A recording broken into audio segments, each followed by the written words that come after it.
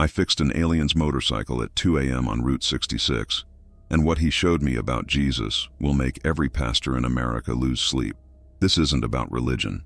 This is about a cosmic truth that's been buried for 2,000 years, a truth so dangerous that it transforms faith from obedience into raw power. The being didn't ask for prayer. He asked for my hands. And when I repaired that glowing machine humming with impossible energy, he opened a portal in my workshop that revealed Jesus not as a sacrifice, but as a traveler between worlds.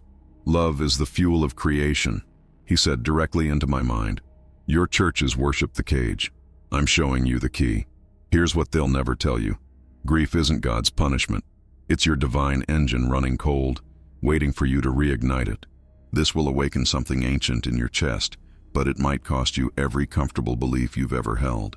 If you're ready to see faith as the force that moves galaxies, not just guilt, subscribe and hit that bell. Because what happened to Jack Hensley in that Arizona desert will shatter the difference between mechanic and priest, between wrench and prayer. Now let me tell you how it all began.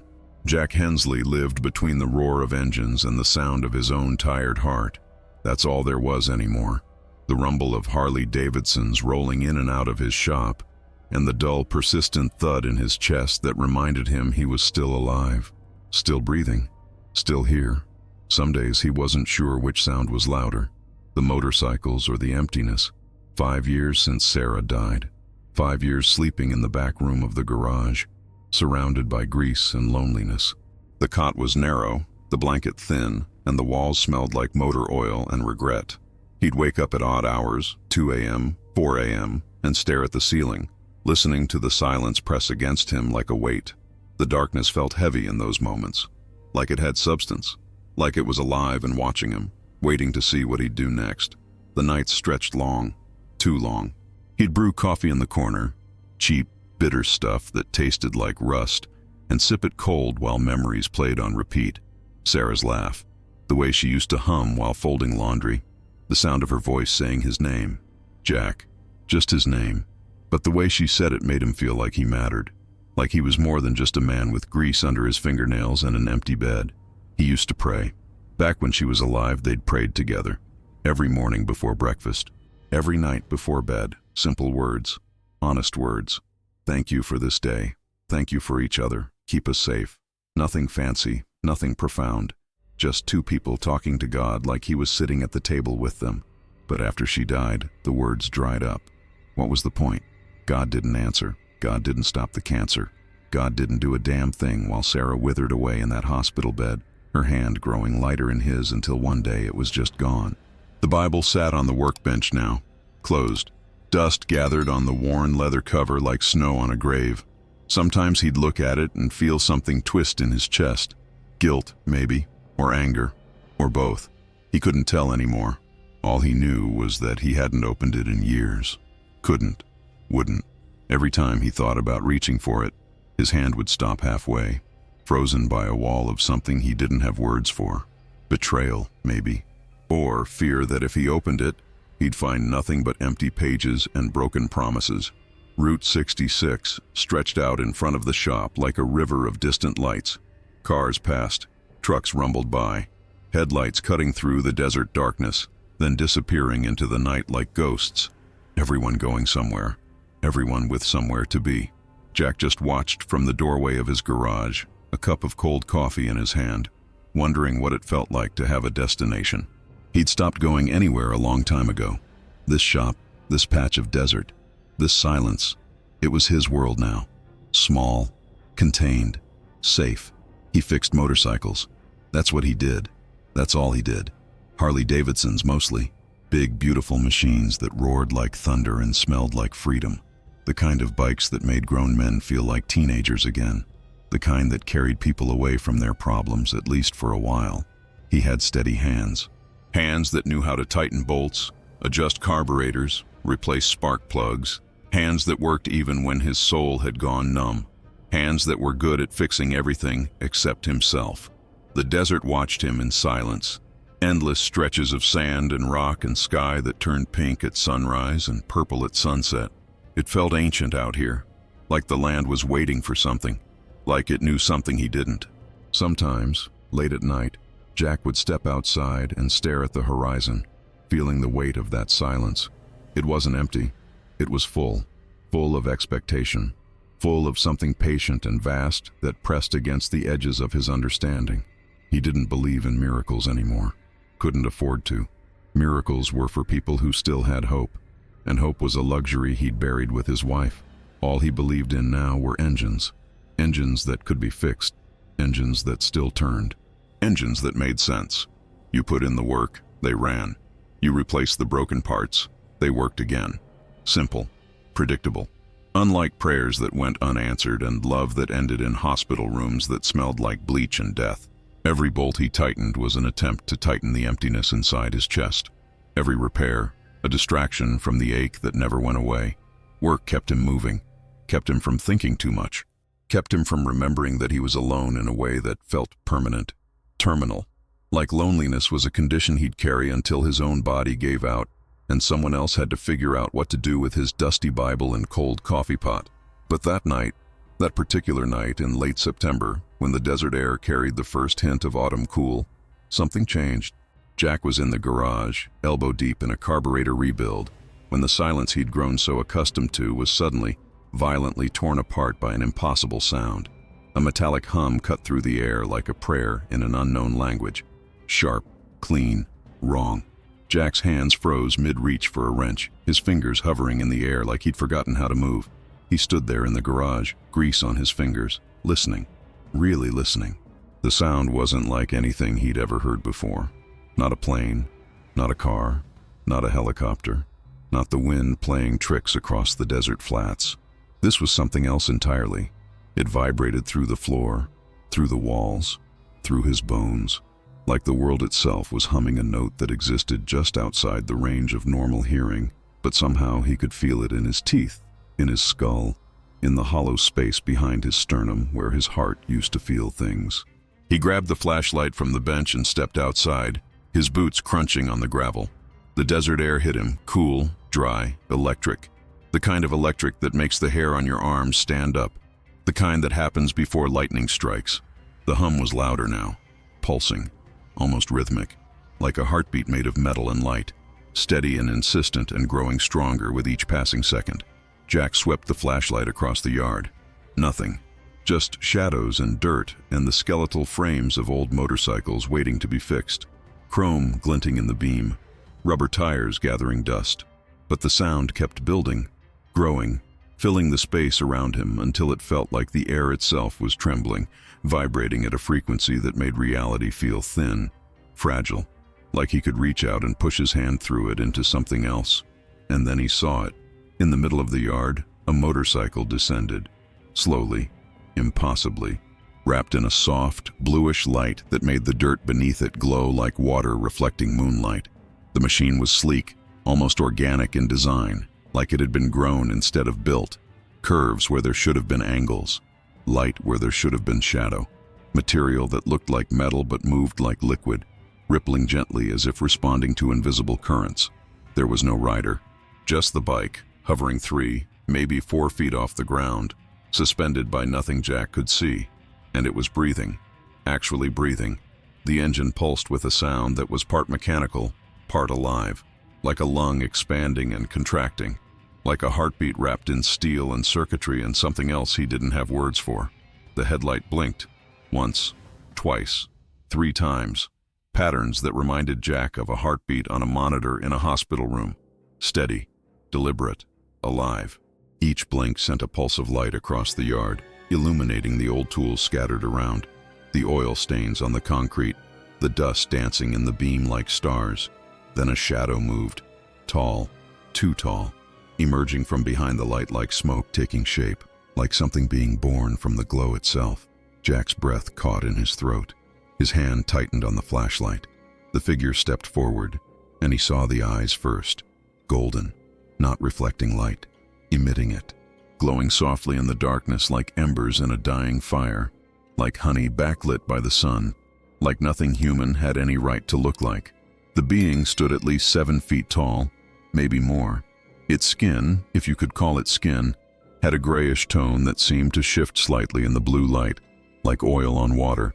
The body was lean, elongated, with proportions that were almost human, but not quite, almost familiar, but deeply fundamentally other. The presence was calm, serene, not threatening, but impossibly other. Jack felt it wash over him like a wave, this sense of something ancient and patient and vast standing in his gravel yard like it belonged there, like maybe it had always been there, waiting. "I need you to repair what time is broken." The voice came directly into Jack's mind, not through his ears, through his thoughts, clear, unmistakable, as if someone had placed the words directly into his brain and pressed play. The voice had texture, warm, gentle, sad in a way that felt older than mountains. Jack stumbled back, the flashlight shaking in his hand. His heart hammered against his ribs like it was trying to break free. Fear rose up, sharp and immediate. The kind of fear that makes your skin go cold and your mouth go dry and your legs forget how to work properly. This wasn't possible. This wasn't real. This was the kind of thing that happened in movies or dreams or stories people told to scare each other around campfires. But underneath the fear, something else stirred. Something he hadn't felt in years, so long he'd almost forgotten what it felt like. Compassion. This being, whatever it was, wherever it came from, needed help. And despite the impossibility of the moment, despite every rational thought screaming that this couldn't be real, that he should run, that he should call someone, Jack felt the pull. The same pull he used to feel when a stranger's bike broke down on the highway. The pull to fix, to help, to do what he knew how to do. The air smelled like ozone and mystery, sharp and electric, like the moment before a lightning strike, like the presence of something vast and unseen. Like God was watching from somewhere just beyond sight, holding his breath, waiting to see what would happen next, waiting to see if Jack Hensley, broken mechanic with a dusty Bible and a heart full of rust, would step forward or step back. The desert bore witness to the meeting, silent, ancient, patient, steel and eternity standing face to face under a sky full of stars that suddenly seemed closer than they'd ever been. And in that moment, Jack Hensley, mechanic, widower, man who'd stopped believing in miracles, felt the world tilt beneath his feet. Something was beginning, something impossible, something that would change everything he thought he knew about God, about faith, about the universe itself. The silence he'd lived in for 5 years cracked open like an egg, and light poured through. The alien motorcycle shimmered with organic circuits and transparent wires that pulsed like veins carrying light instead of blood. Jack had been working on engines for 40 years. Harleys, Indians, Triumphs, every make and model you could name. But this was different. This wasn't engineering. This was art, or biology, or something that existed in the space between the two, something his mind didn't have categories for. He stood there for a moment, just staring. The bike's body seemed to breathe, expanding and contracting ever so slightly, like it had lungs hidden somewhere in its impossible frame. The circuits ran beneath a surface that looked like metal, but felt warm to the touch, almost like skin. They branched and connected in patterns that reminded him of neural networks, of the diagrams of the human nervous system Sarah used to study when she was taking her nursing classes a lifetime ago. Jack opened his toolbox. The metal lid creaked, a familiar sound that anchored him to reality. His hands were shaking slightly, but he reached for his tools anyway. Wrenches, screwdrivers, pliers, simple things, human things, things that made sense. The fear that had gripped him moments ago was giving way to something else now. Curiosity. The same curiosity that had made him take apart his father's radio when he was 8 years old, just to see how it worked. The same curiosity that had kept him in this garage for 5 decades, learning the language of machines. The being watched him, silent, patient, not speaking, neither in words nor in that strange telepathic voice that had entered his mind earlier. Just watching with those golden eyes that seemed to hold an impossible depth. There was faith in that gaze, trust, like the being already knew Jack could do this, even though Jack himself had no idea where to start. He took a breath and stepped closer to the motorcycle. Up close, it was even more extraordinary. Each gear, if they could even be called gears, seemed to be made of liquid light, somehow solid and fluid at the same time. They moved in ways that defied physics, rotating through dimensions Jack couldn't quite see but could sense, like peripheral vision for reality itself.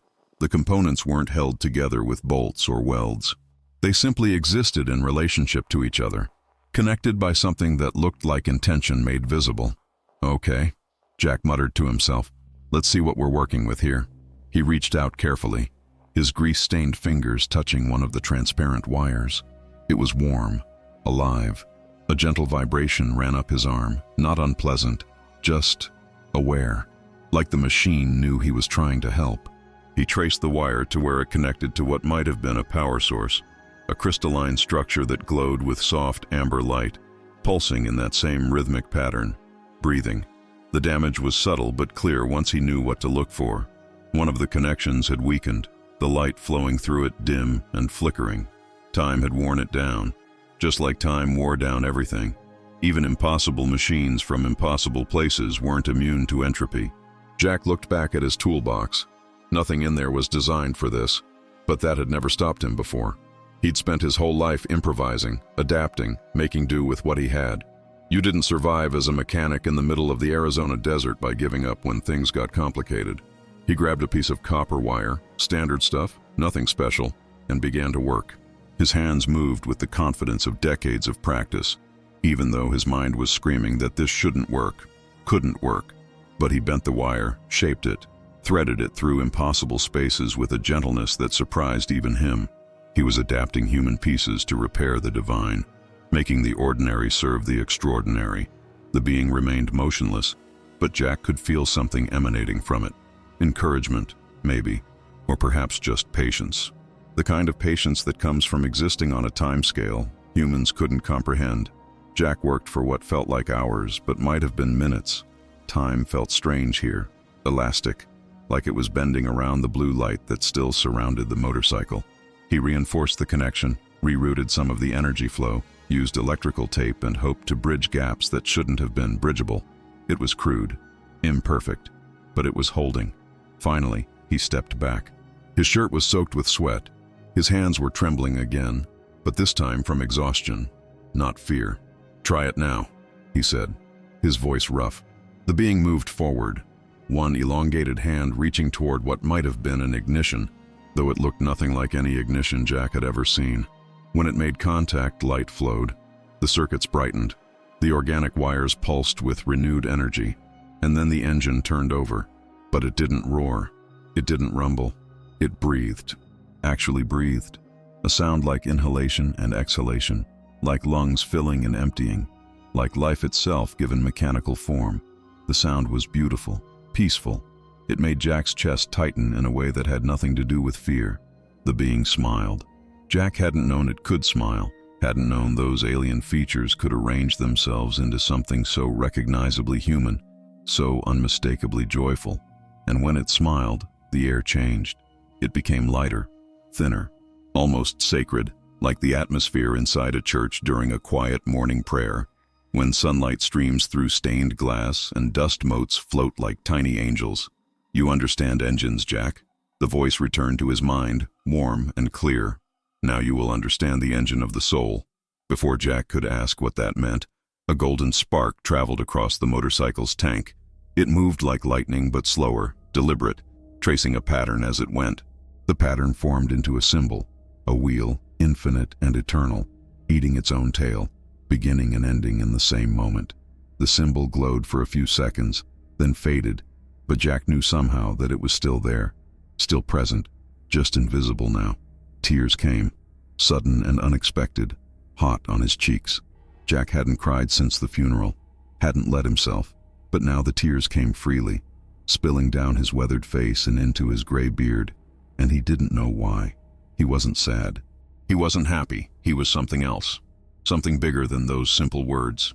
He was cracked open, broken and whole at the same time, standing in his gravel yard at some ungodly hour of the night, crying in front of an alien being while a motorcycle made of light breathed softly in the darkness. And for the first time in 5 years, Jack Hensley felt something other than emptiness. The visitor observed Earth like someone contemplating an ancient memory, something half forgotten but deeply loved. Its golden eyes swept across the desert landscape, the rocks, the scrub brush, the endless sky full of stars, with a tenderness that seemed impossible for a being so foreign. Jack watched it watching and realized that whatever this creature was, wherever it came from, it had been here before. Not recently, not in any human lifetime, but it knew this place, remembered it. Its grayish skin reflected the lights of the garage in tones of moonlight, silver and pearl and soft shadow, shifting as it moved, as if the being wasn't entirely solid, wasn't entirely here in the way Jack understood here. Under the fluorescent bulbs and the blue glow still emanating from the motorcycle, the being looked almost ethereal, like something painted by an artist trying to capture the moment between dream and waking. "We do not travel through space," it said, the words appearing in Jack's mind like thoughts that weren't his own. "We travel through consciousness." Jack barely understood what that meant. Space, he knew, distance, miles, light years maybe from whatever sci-fi shows he'd caught late at night when sleep wouldn't come. But consciousness? That was something else. That was philosophy. That was the kind of thing Sarah used to talk about when she got deep into one of her books about Buddhism or quantum physics or whatever fascinated her that month. But there was something in the tone, if telepathic communication could have a tone, that felt profoundly true.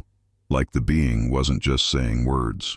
It was sharing something fundamental, something that existed beneath language, in the space where meaning lives before it gets trapped in syllables and syntax. The being continued, its presence filling the garage with a kind of patient intensity. It spoke of worlds where love wasn't just an emotion but energy, actual, measurable energy that powered civilizations, where forgiveness wasn't a moral choice but a technology, something you could learn and apply like mathematics or engineering. Worlds where what humans called spirituality was simply physics they hadn't figured out yet. Jack listened, his mind struggling to grasp concepts that felt both alien and strangely familiar, like remembering something from a dream. Jesus traveled there too. The being said it with such serenity, such simple certainty, that for a moment Jack forgot to breathe. Jesus. The name hung in the air between them, but it sounded different coming from this being. Not religious, not weighted down with 2,000 years of doctrine and dogma and church pews and guilt. It sounded universal, like a fact, like saying Einstein studied physics, or the sun rises in the east. Just true. Simply, fundamentally true. Jack's throat tightened. He'd grown up Baptist, church every Sunday, Bible study on Wednesdays, summer revival meetings where preachers sweated through their shirts and talked about salvation like it was a life raft in a storm. He'd believed it all once, had felt it in his chest, that certainty that Jesus died for his sins, that accepting him was the only path to heaven, that faith meant obedience and obedience meant salvation. But after Sarah died, all of that had felt like noise, like empty promises, like a contract God hadn't honored. Now this being, this impossible creature from somewhere beyond, was speaking about Jesus like he was something else entirely, someone else entirely. "He repaired souls," the being continued, and Jack could feel something like a smile in the words, "the way you repair engines." The comparison was so simple, it was almost ridiculous, but it hit Jack in the chest like a physical blow. He thought about his work, about taking broken things and making them whole, about finding the damage, the worn parts, the failures, and patiently, carefully fixing them, bringing them back to life, making them run again. Was that what Jesus did? Was that what those stories in the Bible were really about? Not magic, not miracles in the supernatural sense, but repair work, soul mechanics, the divine equivalent of a man in a garage with grease on his hands, looking at something broken and knowing, just knowing, how to make it work again. Jack stood in silence, his mind reeling. The being watched him with those impossible eyes, waiting, not pushing, just present, patient as stone, patient as starlight. And something in Jack's chest began to open, a warmth he hadn't felt in years, spreading through him like sunrise, slow and inevitable. It was the feeling he used to get during those early morning prayers with Sarah, the feeling that maybe, just maybe, there was something bigger than himself, something that cared, something that saw him, not judging, not demanding, just seeing. For the first time in years, Jack Hensley felt the desire to believe, not the obligation, not the fear of hell or the promise of heaven, just the simple, pure desire to believe that maybe the universe wasn't cold and random, that maybe love was more than just chemicals in the brain, that maybe his wife wasn't just gone, that maybe she was somewhere, somehow, still existing in a form he couldn't see but could almost, if he tried, feel. The being tilted its head slightly, and Jack got the impression it was pleased, not proud, not satisfied like it had won an argument. Just pleased the way a teacher gets pleased when a student finally understands something difficult, something true. "You already know what I'm telling you," the being said gently. "You've always known. You just forgot. We all forget. That's why we travel. To remind." Jack wiped his eyes with the back of his hand, leaving a streak of grease across his cheek. He didn't care. He was 67 years old, standing in his garage in the middle of the night, crying in front of an alien, and he didn't care, because something was happening. Something was breaking open inside him, and it hurt, and it healed at the same time, and he was finally ready to let it. Since his wife died, Jack hadn't spoken to God. Not once. Not even in those desperate, dark hours at 3 a.m. when the silence felt like it would crush him. Not when he found her clothes still hanging in the closet 6 months after the funeral. Not when her coffee mug sat on the shelf collecting dust, and he couldn't bring himself to move it. He'd stopped praying the day they lowered her into the ground, and he hadn't started again. Faith had felt like a burned-out engine, seized up, rusted through, the kind of damage you couldn't fix no matter how skilled you were, no matter how many parts you replaced. It was totaled, done. And Jack had accepted that. He'd made peace with the fact that whatever connection he'd once had with God was gone, severed the moment Sarah took her last breath in that sterile hospital room while he held her hand and begged, actually begged, for just one more day. God hadn't answered. The engine had died. End of story. But this being, this impossible visitor from somewhere beyond the stars, spoke about Jesus with tenderness. Not with the harsh judgment Jack remembered from fire and brimstone sermons. Not with the cold doctrine that made faith feel like following instructions in a manual you didn't understand. This was different. This was gentle, personal, like talking about an old friend who'd moved away but still sent letters. The being said that Christ was a traveling consciousness, moving from world to world, igniting hearts across the universe. Not a man who lived and died 2,000 years ago, and that was it. Story over. Believe or burn. But a presence, an awareness, a force that showed up wherever it was needed, in whatever form made sense, teaching the same fundamental truth in a billion different languages across a billion different worlds.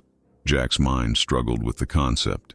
It was too big, too strange, but something about it felt right in a way the old version never had.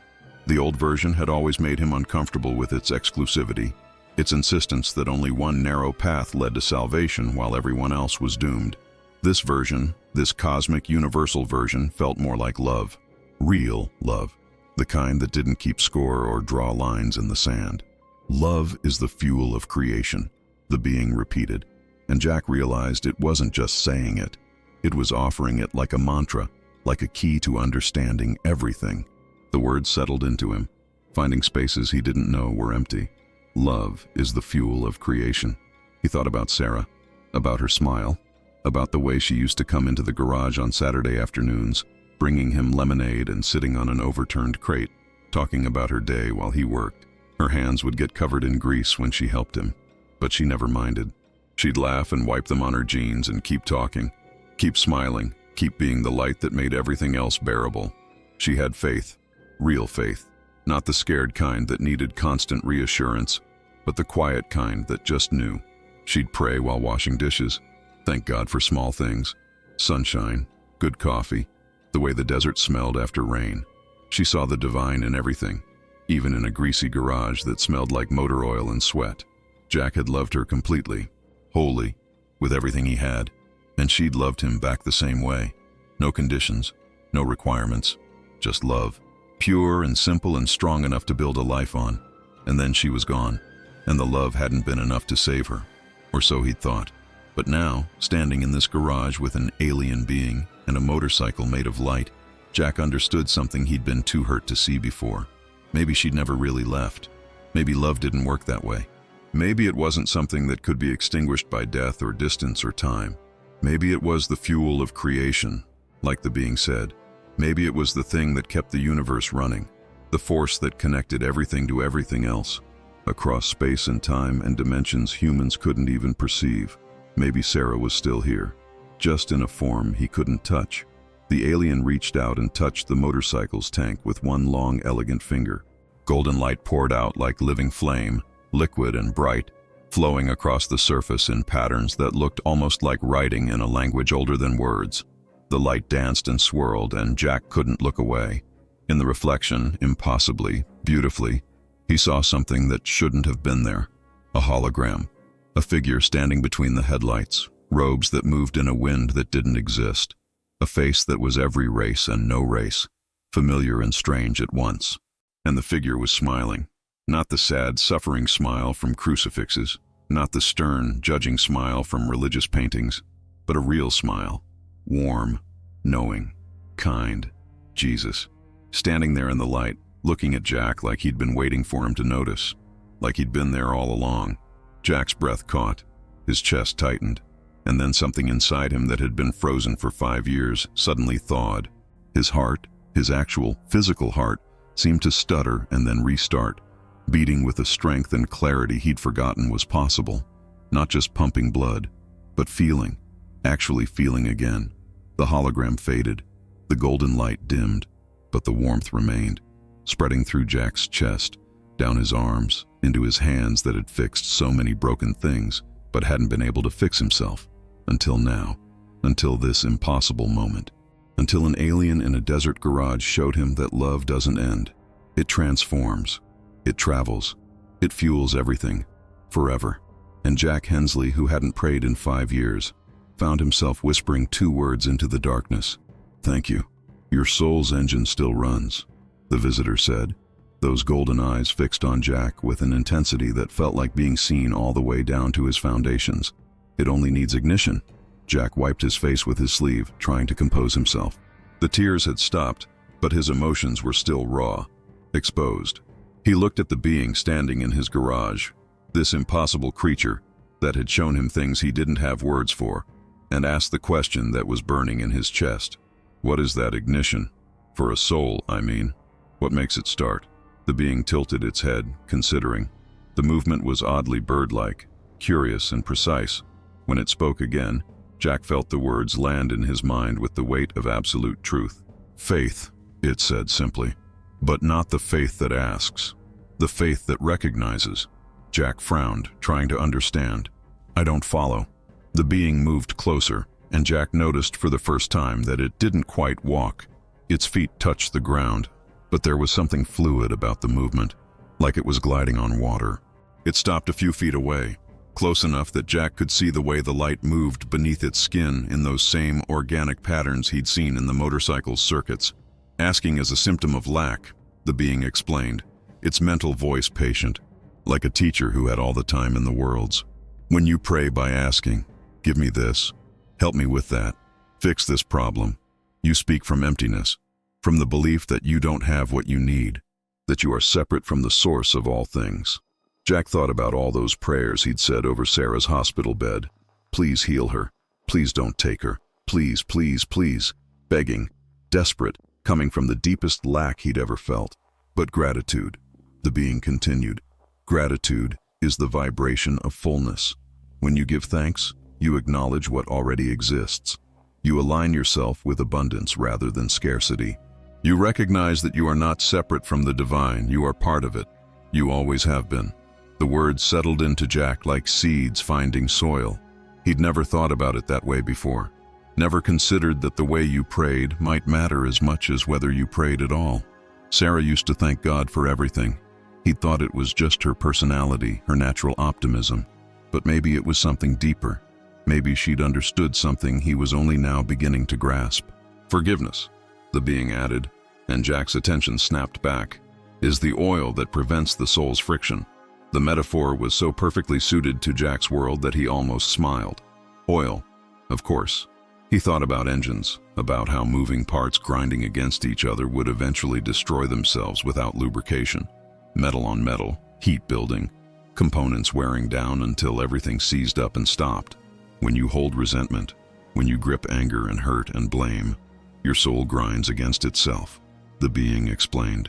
Against others, against reality. The friction creates heat but no motion.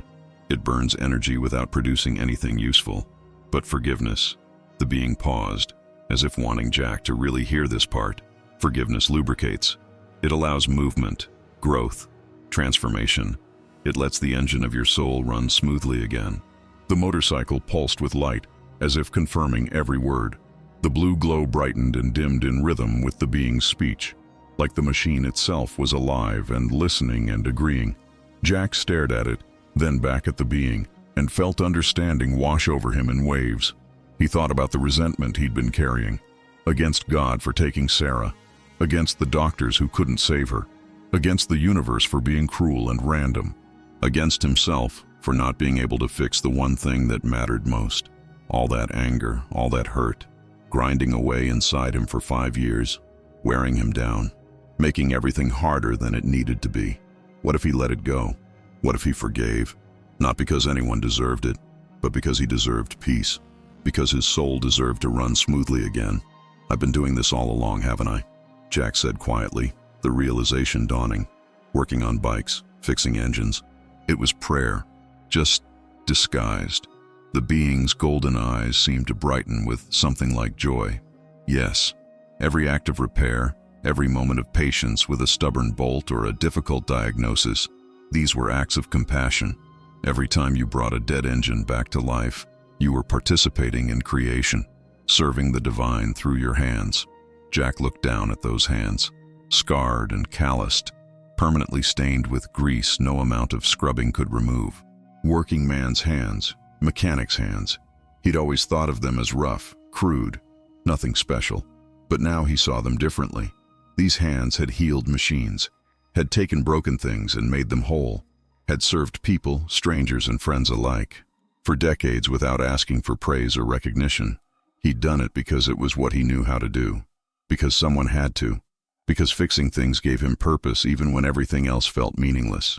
Every repair, the being said softly, was an act of love. Every engine you restarted was a heart you rekindled. You never stopped serving the divine, Jack. You only thought you had, but your work was always prayer. Your garage was always a temple. You were always connected to the source, even when you believed you weren't, even when you felt alone. The words broke something open in Jack's chest, something that had been locked tight for 5 years. He felt tears coming again, but this time they were different. Not tears of grief or pain, tears of recognition, of coming home to something he'd never really left. You never stopped praying, the being said. You just stopped calling it prayer.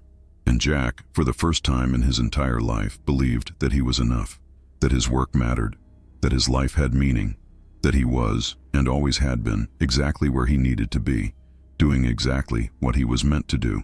The being placed one hand over where a human heart would be, a gesture of respect, of acknowledgement, of blessing. And Jack Hensley, mechanic, widower, man who thought he'd lost his faith, understood that faith had never left. It had just been waiting under the hood, ready to start again the moment he was ready to turn the key. The being gestured toward the motorcycle's tank, where the infinite wheel symbol still glowed faintly beneath the surface. "Touch it," it said, the telepathic voice gentle but clear. "Touch the symbol." Jack hesitated. His hand hovered in the air, trembling slightly. He'd spent the last hour having his understanding of reality completely dismantled and rebuilt. What more could possibly happen? But something in him, some ancient instinct buried deep in his DNA, knew that this was different. This was a threshold. Once he crossed it, there would be no going back. He took a breath and pressed his palm against the symbol. Heat erupted through his arm. Not painful, but intense, like liquid sunlight flowing through his veins, racing up from his hand to his elbow, his shoulder, spreading across his chest like wildfire. His heart hammered. His breath caught. For a moment he thought he might pass out, but then the heat settled, transforming into a warmth that felt almost like being held, like being loved. And then the images came. Sarah. Her face filled his mind, but not as she'd been at the end, pale and thin and tired. This was Sarah from their wedding day, laughing in her simple white dress, flowers in her hair, looking at him like he was the only man in the universe.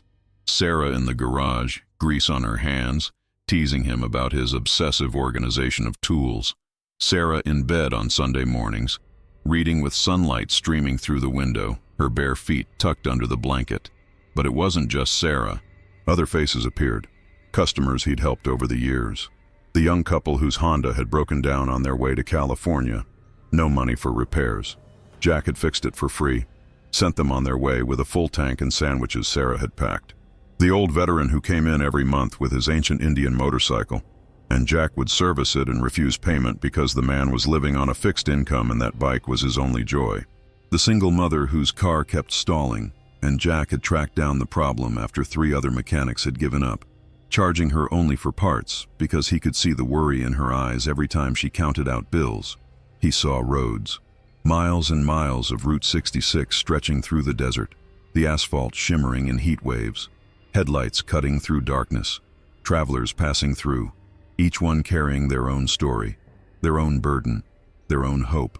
He saw the desert itself, not barren, but alive, blooming with wildflowers after rare rains, coyotes moving through the twilight, hawks circling overhead, the land breathing and shifting and enduring, patient as eternity. Everything you repair with love, the being's voice filled his mind, becomes light. The words echoed through him, and as they did, the memories transformed. Each one, each face, each moment of kindness, each repair done with care rather than just for money, burst into golden flame, not consuming fire but generative, creative. The flames lifted from the images and began to float around him, dozens of them, then hundreds, spinning slowly like fireflies on a summer night. Jack watched in wonder as his life, his simple, ordinary, unremarkable life, became luminous.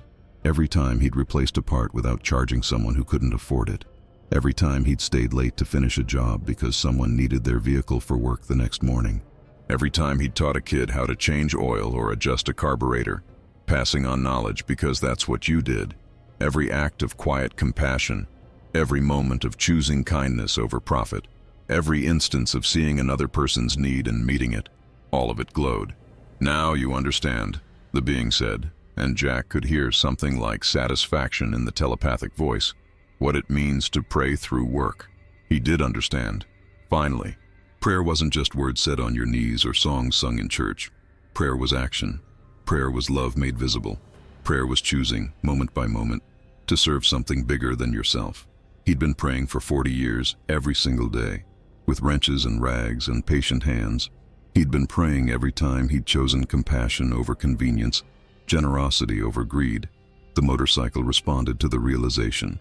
It didn't roar the way normal bikes did, with aggressive mechanical thunder. Instead, it sang. The sound that came from the Impossible engine was something between a hum and a voice, resonant and layered and achingly beautiful. It sounded like Gregorian chant, like monks in a monastery singing prayers that were older than nations, harmonies that reached toward heaven and burrowed into earth simultaneously.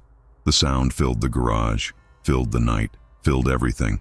And the desert, the vast, ancient, patient desert that had watched Jack work for decades, seemed to respond.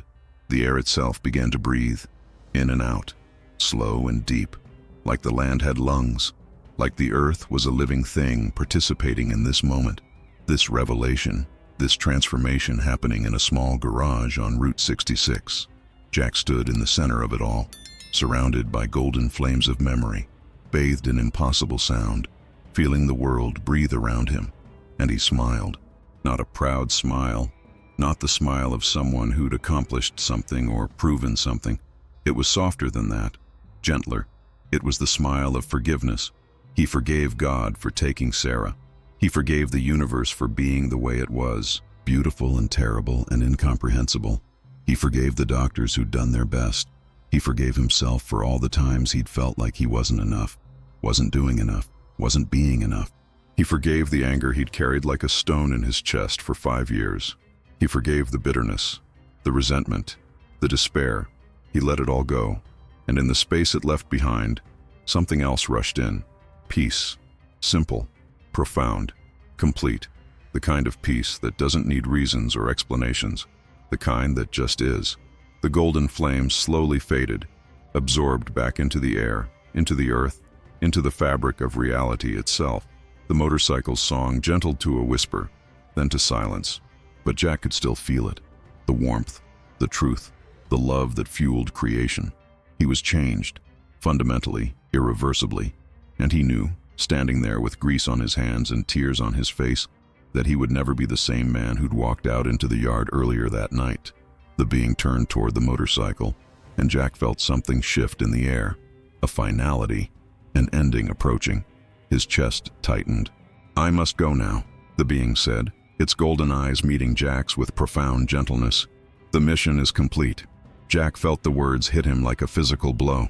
The same emptiness he'd felt when Sarah died opened up beneath him, threatening to swallow him whole. Not again. He couldn't lose someone again, even if that someone was an alien creature he'd known for only a few hours. The connection felt deeper than time, more real than logic. "Wait," Jack said, his voice cracking. I don't want you to go." The being moved closer, and for a moment Jack thought it might embrace him. Instead, it placed one long hand over Jack's heart. The touch was cool, but not cold, gentle, but not weak. Jack felt something pass between them. Understanding, maybe. Compassion. Recognition. "I am not disappearing," the being said, and there was warmth in the telepathic voice, something almost like affection. "I will exist in the sound of every awakened engine. Every time you turn a key and hear that first spark of life, I will be there. Every time you repair something with love, you will feel my presence. We are not separate, Jack. We never were. We never will be." The words should have sounded like a platitude, like the things people say at funerals to make grief easier. But they didn't. They felt true, real, like a promise carved into the foundation of the universe itself. The motorcycle lifted off the ground, rising smoothly into the air. Blue and golden light swirled around it, intertwining, creating patterns that hurt to look at directly because they contained too much meaning, too much beauty for human eyes to fully process. The machine hovered there, 3 feet off the ground, humming with that same breathing sound, that same impossible life. The infinite wheel symbol on the tank blazed suddenly bright. So bright Jack had to shield his eyes. The light pulsed once, twice, 3 times, like a heartbeat, like a goodbye, and then faded to a soft glow. "Faith," the being said, and Jack could hear finality in the word, "is the workshop of the universe. Everything is repaired through it. Everything is created through it. Remember this. Live this. Share this. Not with words. Words are too small, but with your hands, with your work, with your love." The air began to vibrate. A frequency Jack could feel in his teeth, in his bones, in the center of his chest, where his heart beat strong and steady for the first time in years. The blue and golden light intensified, surrounding the being and the motorcycle completely, until Jack couldn't see them anymore. Just light, pure and absolute and beautiful beyond description. And then, like morning fog burning away under desert sun, they were gone. The light dispersed, the sound faded, the vibration stopped. Jack stood alone in his garage, in the middle of the gravel yard, in the vast silence of the Arizona night. Alone, but not empty, not anymore.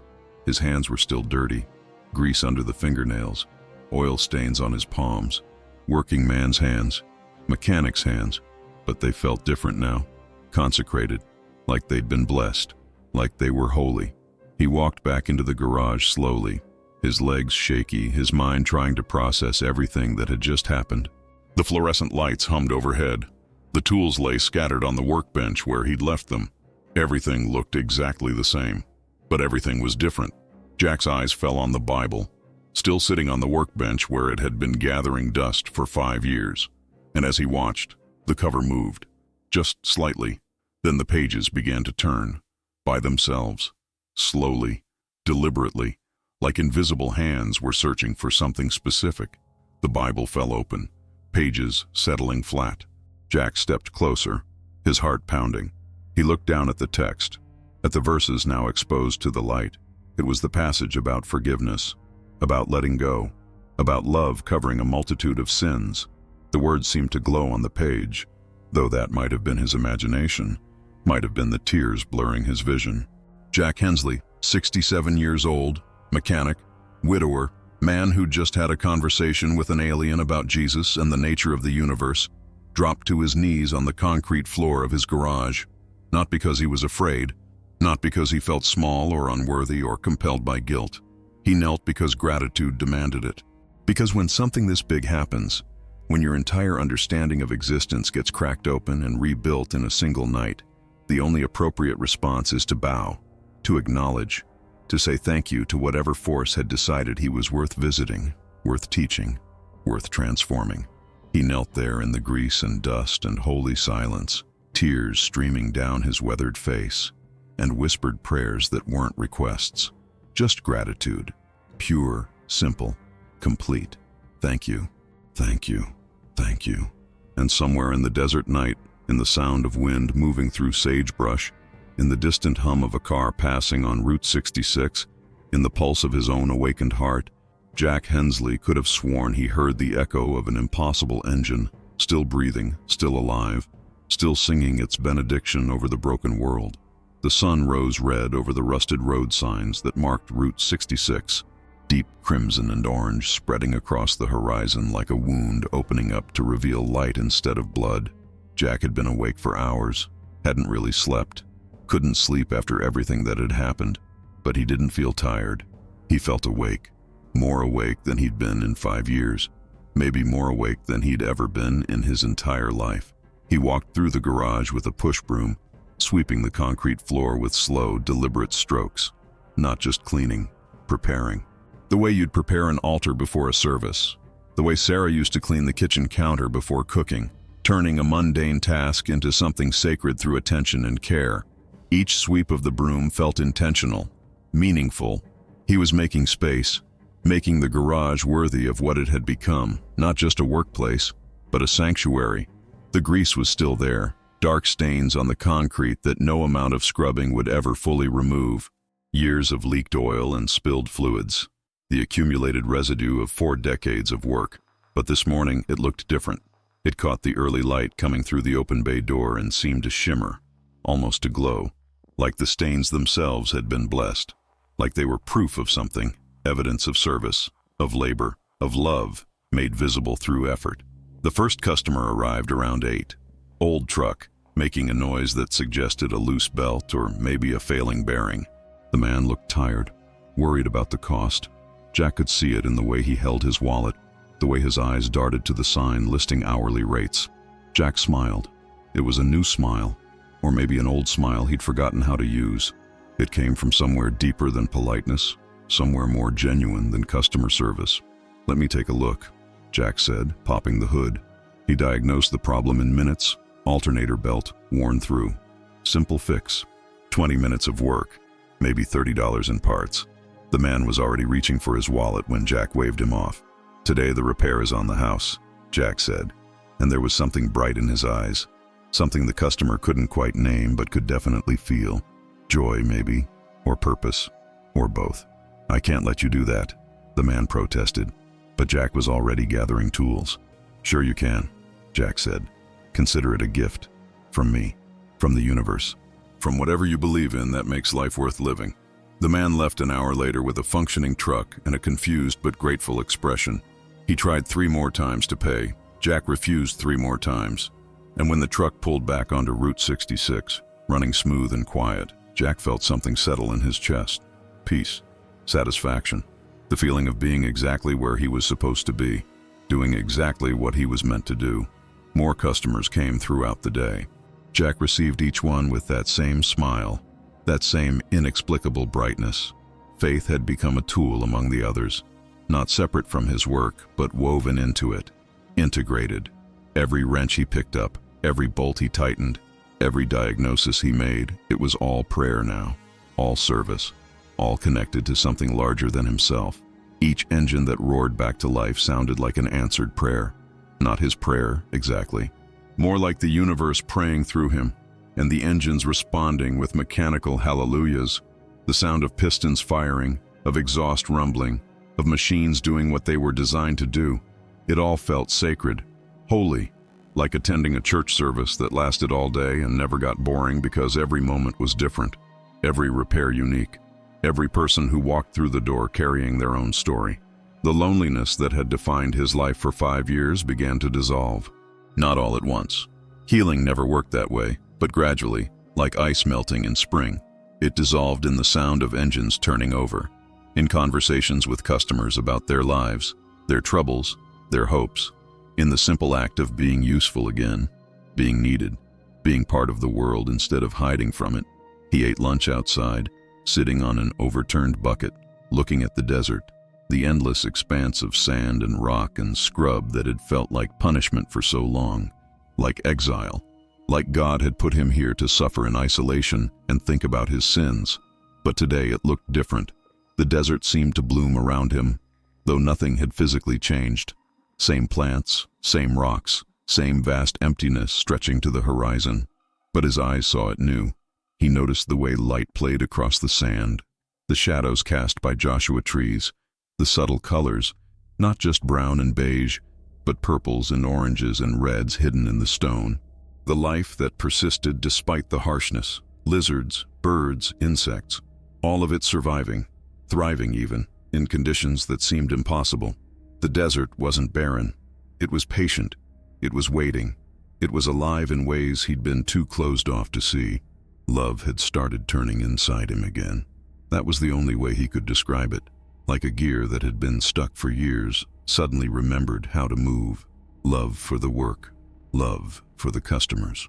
Love for the morning light and the desert wind and the smell of coffee brewing in the corner of the garage. Love for Sarah, still and always, but not the desperate, grasping love of grief.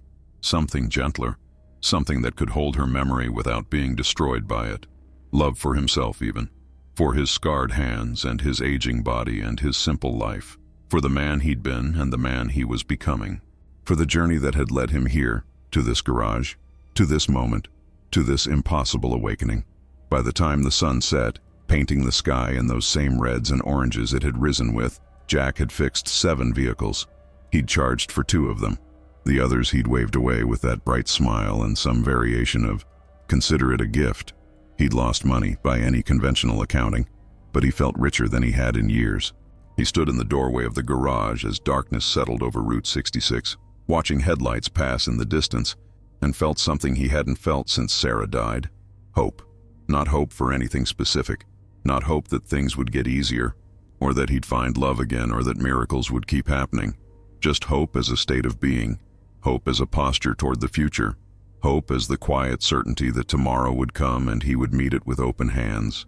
The engine of his soul was running again. Smooth, strong, singing its own mechanical prayer into the desert night. Jack started taking on apprentices, young people mostly, kids from town who needed work, needed purpose, needed someone to teach them something real.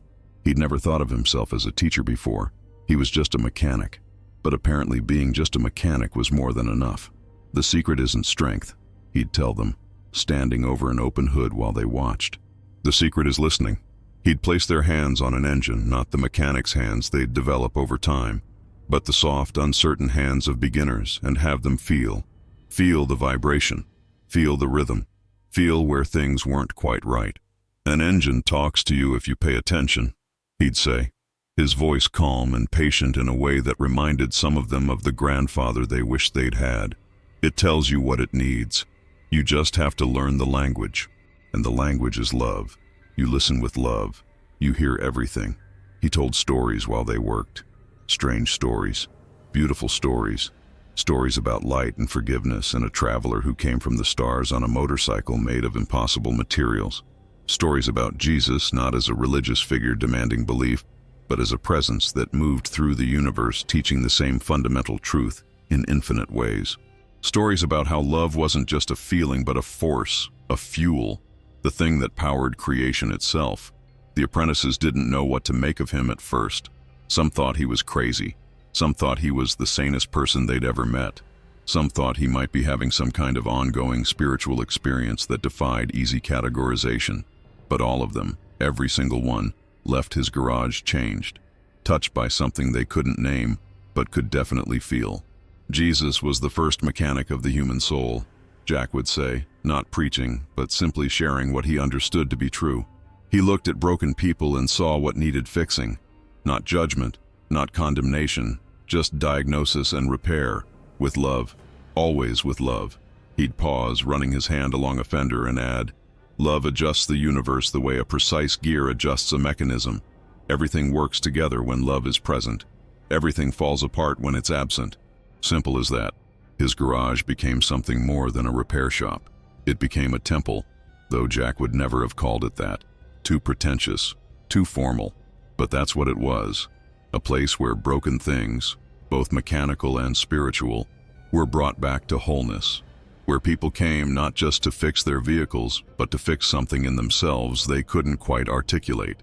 Every repair was a prayer. Not metaphorically, literally. The way he approached each engine, each problem, each customer, it was all prayer. Prayer in iron and fire and grease and patience. Prayer that looked like work because work and worship had become the same thing. And Jack laughed again. That was maybe the biggest change. The laughter. It started small, a chuckle at a particularly stubborn bolt, a grin when an engine turned over smooth after hours of troubleshooting. But it grew, became frequent, became natural, light and genuine, like a child's laughter, the kind that comes from real joy rather than social obligation. His apprentices would catch him sometimes, standing in the early morning light with a cup of coffee, just smiling at nothing in particular, or everything in general, smiling at the world, at the fact of being alive, at the privilege of having hands that could fix things and a heart that had learned to open again. The desert had transformed in his eyes, not the physical desert, that remained the same harsh, beautiful expanse it had always been, but his relationship to it had changed completely. It was no longer punishment, no longer exile. It was sanctuary. It was the perfect place for what he'd become, vast enough to hold big truths, quiet enough to hear small ones, ancient enough to teach patience. Faith had a new smell now, not incense and candles and old hymnals. It smelled like motor oil, like dust, like the particular quality of air at dawn when the desert was waking up and everything felt possible. Faith smelled like work, like sweat, like the metallic tang of tools and the chemical sharpness of cleaners and the organic earthiness of gasoline. This was his gospel, the gospel of dirty hands, the good news that you didn't need to be clean or perfect or theological to serve the divine. You just needed to show up, do your work with love, listen, repair what was broken, help who needed helping. That was it. That was everything. Jack stood in his garage one evening, watching the last apprentice of the day leave, and felt a completeness he'd never experienced before. Not happiness exactly, something deeper. Alignment. The feeling of being in the exact right place, doing the exact right thing, with the exact right heart. He looked at his hands, still scarred, still stained, still rough from decades of labor, and saw them for what they truly were. Not just tools for fixing engines, but instruments of love, channels of grace, hands that had been blessed by an impossible visitor and consecrated to service. The Bible on his workbench lay open. He'd started reading it again, but differently now, not looking for rules or threats or reasons to feel guilty, reading it like poetry, like wisdom, like one voice among many speaking the same truth in different languages. Outside, the desert breathed its evening breath. Route 66 carried its endless stream of travelers. Somewhere in the cosmos, an alien being moved between worlds, teaching hearts to ignite. And in a small garage in Arizona, a mechanic named Jack Hensley lived his faith one repair at a time, one act of love at a time, one prayer disguised as work at a time. And it was enough. More than enough. It was everything. It happened on a Tuesday night, late enough that Jack had been about to close up. He was wiping down his tools, humming something that might have been a hymn or might have been just the sound of contentment, when he heard it, the distinctive sound of an engine struggling, coughing, dying. A motorcycle limped into the yard, barely making it through the gate before it gave up completely. The rider killed the ignition, though the engine had already killed itself, and climbed off with the defeated posture of someone who'd run out of options. The bike was old, really old. A 1970s Triumph, maybe older, covered in rust and held together by willpower and duct tape. "Please," the man said, before Jack could even introduce himself. "Please, I know it's late. I know it looks bad, but this bike, it's all I have. I'm trying to get to Colorado. My daughter's sick. I need to see her, but I can't afford much. I just need it to run long enough to get there." The desperation in his voice was familiar. Jack had heard it before, in his own voice, in hospital waiting rooms, begging doctors for one more option, one more treatment, one more chance. He knew that sound, knew what it cost to make it. "Let me take a look," Jack said gently. The man stepped back, wringing his hands. Jack approached the motorcycle, running his eyes over it professionally. It was in worse shape than he'd initially thought. The tank was cracked. Not just scratched or dented, actually cracked. A hairline fracture running through the metal that was leaking fuel. The engine was shot. Timing chain probably snapped. Possibly a blown gasket, maybe worse. This wasn't a repair job. This was a resurrection project. Jack placed his hand on the tank, and something happened. A blue light, soft, gentle, familiar, pulsed under his palm. It spread across the metal like water soaking into cloth, flowing along the crack in the tank. The man gasped. Jack felt warmth travel up his arm, the same warmth he'd felt that night when the alien visitor had shown him the infinite wheel. The same warmth that meant love was present, active, working. The crack in the tank sealed, just like that. Metal flowing together like liquid, like time running backward, like damage undoing itself. The blue light sank deeper into the engine itself, and Jack heard something click, adjust, heal. He stepped back, his hand trembling slightly. "Try it now," he said, his voice barely above a whisper. The man stared at him, then at the bike, then back at Jack. He threw his leg over the seat with shaking hands and turned the key, pressed the starter. The engine caught immediately, but it didn't just catch, it sang, smooth and perfect, purring like a contented cat, running better than it probably had in decades, like it had a soul of its own, and that soul had just been given permission to fully inhabit the machine. The man sat there, frozen, listening to his impossible motorcycle run with impossible perfection. Tears started down his face. Did you do this?" He finally managed to ask, his voice breaking. Jack looked at him with those calm eyes that had seen the impossible and accepted it. "No," he said simply. "Love did. Love fixes everything. I'm just the hands it works through." The man wanted to pay. Tried to give Jack everything in his wallet, $200 in crumpled bills. Jack refused. Sent him on his way with a full tank and a blessing that sounded more mechanic than priest, but meant the same thing either way. Ride safe, love your daughter, that's payment enough. The story spread, not because Jack told it, he didn't. He never talked about that night, never advertised the miracle. But the man told his daughter, the daughter told her friends, the friends told their families. And like all true stories about impossible things, it grew in the telling, spreading through the small towns and truck stops along Route 66, like wildfire through dry grass. Jack didn't seek glory, didn't want it. When reporters came sniffing around, he politely declined interviews. When people asked him to explain what happened, he'd just shrug and say something about coincidence, about the bike not being as bad as it looked, about getting lucky with the repair. But his eyes told a different story. His eyes said he knew exactly what had happened, and it was far too sacred to reduce to sound bites. The garage became something else after that. A pilgrimage site, though nobody called it that. People started showing up not because their vehicles were broken, though many were, but because they were broken. Spiritually, emotionally, existentially. They came seeking hope. Seeking proof that impossible things could still happen in a world that felt increasingly cold and mechanical and meaningless. They came from across the state, across the country. Some traveled hundreds of miles just to have Jack Hensley look at their car, their truck, their motorcycle.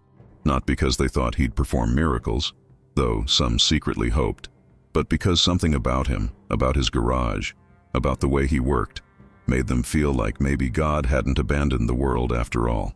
Jack received them all with the same serene smile, the same patient hands, the same willingness to listen, not just to engines but to stories, to grief, to fear, to hope that had been beaten down but refused to die completely. He'd work on their vehicles, usually refusing payment or accepting only token amounts. And while he worked, he'd talk, not preaching, just sharing, about love, about faith, about engines and souls and how they weren't really that different. Everything that runs needs fuel, he'd say, elbow deep in an engine block. Cars need gasoline, bodies need food, souls need love. Simple as that. You starve any of them long enough, they stop working. But give them what they need, and they'll run forever. People left his garage different than they arrived. Lighter, more hopeful, like something had been repaired in them that had nothing to do with spark plugs or timing belts. They'd drive away and realize they were crying, or smiling, or both. Realize they felt something they hadn't felt in years. Peace maybe, or purpose, or just the simple certainty that they mattered to something larger than themselves. The mechanic on Route 66 had become a pastor, not of a church building with stained glass and pews, but of something older and more fundamental. A pastor of engines and souls, a minister of the sacred ordinary, a priest of dirty hands and open hearts. And every night, when the last visitor left and Jack locked up the garage, he'd stand in the yard and look at the stars and whisper, "Thank you" to whoever was listening, to God, to the alien visitor, to Sarah, to the universe itself. "Thank you for using me. Thank you for trusting me. Thank you for showing me that broken things can be made whole, and that sometimes the making whole starts with a simple willingness to touch what's broken with love." Years passed. Jack aged the way good men age, with sweetness and purpose. His hair went fully white. His hands grew more gnarled with arthritis. His back complained when he bent over engines, but his smile never faded. If anything, it grew, deepened, became the kind of smile that made people feel safe just being near him. Sometimes on quiet evenings, when the desert air was especially still, he'd look up at the sky and swear he could hear it. That sound, the breathing engine of an impossible motorcycle, the hum that was part mechanical and part alive. He'd stand there in the yard, tools in hand, listening. And he'd smile because he knew, absolutely knew, that the visitor hadn't lied. It was still there, still present, still watching, still teaching. "I'm still fixing what time breaks," he'd say to the empty air, his voice warm with affection, "just like you asked." The garage had become more than a repair shop. It had become a school. Not formal. Jack never charged tuition, never issued certificates. But people came to learn. Young mechanics wanting to understand their craft at a deeper level. Old mechanics who'd lost their passion and needed to find it again. People who weren't mechanics at all but sensed that something important was happening here and wanted to be part of it. Jack taught them about compression ratios and timing chains, about fuel systems and electrical diagnostics. But he also taught them about patience, about listening, about treating every machine like it was precious, because everything is precious when you see it through love's eyes. About how faith and work aren't separate things, but the same thing expressed in different forms. Simplicity, he'd tell them. That's the secret, not complexity. Simplicity. Love isn't complicated. God isn't complicated. We make them complicated because complicated feels safer than simple. But simple is the truth. Love. Fix what's broken. Help who needs help. That's the whole gospel right there. Above the garage door, where most shops would hang a neon sign or a business logo, Jack had mounted something different. A crucifix made from spark plugs. He'd welded them together himself, 8 spark plugs arranged in the shape of a cross, the porcelain white against rusted steel. It wasn't artistic, wasn't fancy, but it was perfect. It said everything about what this place had become, where faith met function, where the divine touched the mechanical, where prayer looked like work and work looked like prayer. Jack understood something now that he hadn't when he was younger. God had never abandoned him, not when Sarah died. Not during those 5 years of grief and anger and silence. God had been there the whole time, waiting for Jack to be ready, waiting for the right moment, waiting for the perfect teacher to arrive on an impossible motorcycle and crack open the shell Jack had built around his heart. Love was the engine. That's what he'd learned. Love was the silent motor that moved all things. Stars, galaxies, atoms, hearts. Everything ran on love. Everything came from love. Everything returned to love. And once you understood that, really understood it, not just intellectually, but in your bones, in your cells, in the core of your being, everything else made sense. The desert had taught him patience. The engines had taught him faith. The visitors, both the impossible one and the endless stream of human ones, had taught him that service was the highest calling. Not service as obligation or duty. Service as joy. Service as privilege. Service as love made visible through action. Jack died on a spring night. He'd been working late, finishing up a project he wanted to complete. Nothing urgent, just a restoration job on a vintage Indian motorcycle that someone had brought in months ago. He'd been taking his time with it, doing it right, pouring care into every detail. He felt tired around 10 o'clock. Not sick, not in pain, just tired. The good kind of tired that comes from a full day of meaningful work. He lay down on the bench in the corner, the same bench he'd slept on for years after Sarah died. Though he had a proper bed in the house now, he just wanted to rest his eyes for a minute. Just for a minute. His heart stopped around 10:47 p.m., peacefully, gently, like an engine turning off after a long drive. No struggle, no fear, just the natural end of a life fully lived. But that's not all that happened. People in town, those who were awake, those who happened to be looking in the right direction, reported seeing something strange. A blue light surrounding the garage, soft and pulsing, lasting maybe 10-15 seconds, like the building itself was breathing, or like something was arriving, or leaving, or both.